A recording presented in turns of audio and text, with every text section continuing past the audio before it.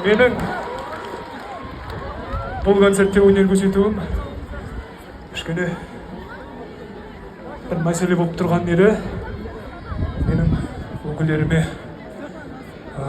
осы концерттің ұйымдастыру тарапы хабарласып, бірақ адам болған соң болады, келісе алмай қалған десе де, бірақ дей тұрғанмен Маңғыстауымның көрермендерімнің шынайы лебізбен, шынайы риясыз махаббатпен мені келеді деп үміттеніп күткендігі үшін тез арада бір-екі күн арасында келуге тырыстық.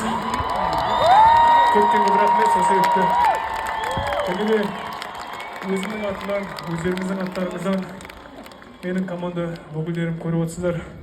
Басым көпшілігі біздің адайымыздың мәртебесін күллі әлемге шарықтатып жүрген жігіттердің көбісі ол қыздарымыз басқа өзге ұлт өкілі болса да қазақтың жартылай балалары болып келе жатыр. Бұл кісілерде рухтан тұрып біздің адайымызды күллі әлемге танытып жүрген, барлық болмысымен, шын жүрегімен бүкіл жұмыстарын тастап ақтаулық ағайындарға сәлем беруге келген алыс жақын шетелдегі менің достарым, бауырларым, музыканттарыма шын жүректен рахмет айтамын.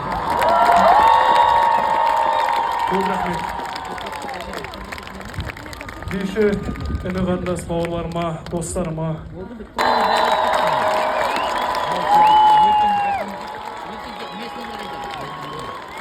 Құрметті Ақтау қаласының тұрғындары мен қонақтары, қарсы алыңыздар жерлестеріңіз Каспий тобы.